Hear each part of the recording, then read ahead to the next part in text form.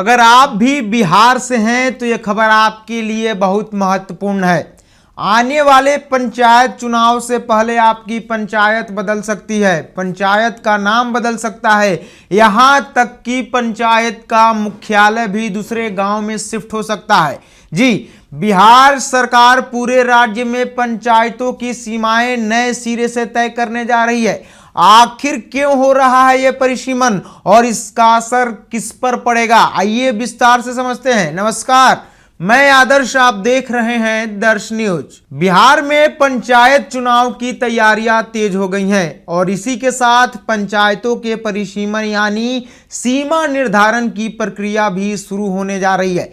पंचायत राज विभाग की ओर से नई अधिसूचना जारी होने के बाद सभी जिलों को पंचायतों की सीमाएं नए सिरे से तय करने की तैयारी का निर्देश दिया गया है। इस बार सबसे खास बात यह है कि परिसीमन सिर्फ कागजों पर नहीं होगा, बल्कि 2011 की जनगणना राजस्व, गांवों की स्थिति, भौगोलिक संतुलन और प्राकृतिक सीमाओं को आधार बनाकर किया जाएगा। सबसे पहले समझिए परिसीमन क्यों हो रहा है।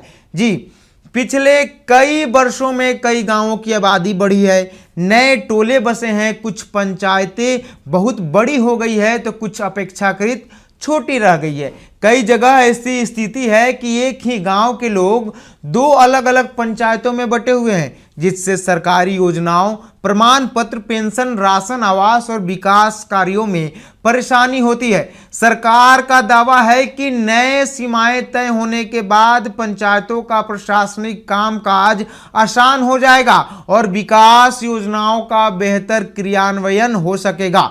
पंचायतों का सीमा निर्धारण ब्लॉक के उत्तर पश्चिम हिस्से से शुरू किया जाएगा और धीरे धीरे दक्षिण पूर्व दिशा की ओर बढ़ाया जाएगा।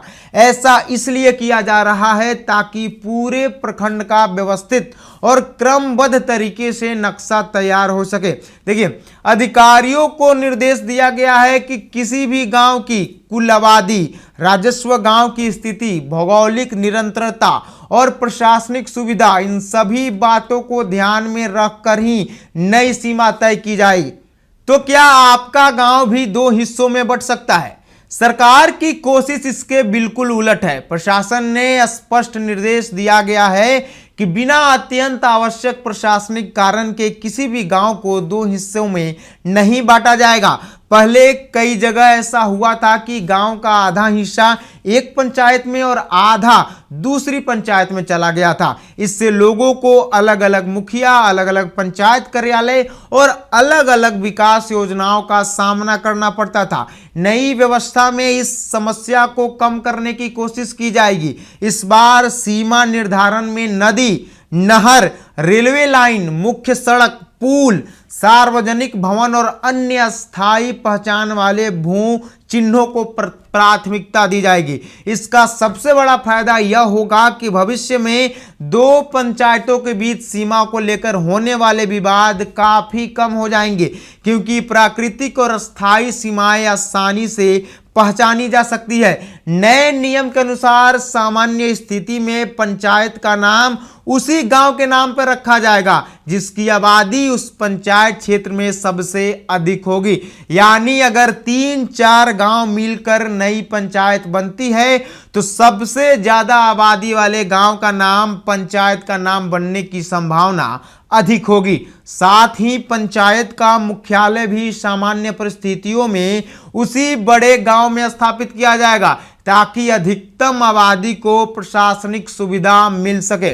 अगर किसी पंचायत क्षेत्र में अनुसूचित जाति, अनुसूचित जनजाति और पिछड़ा वर्ग की संयुक्त आबादी 50% से अधिक होती है तो पंचायत मुख्यालय उस गांव में बनाया जाएगा जहां इन वर्गों की आबादी सबसे ज्यादा होगी। सरकार का कहना है कि इससे सामाजिक रूप से वंचित वर्गों तक पंचायत सेवाएं और विकास योजनाएं अधिक प्रभावी ढंग से पहुंच सकेगी।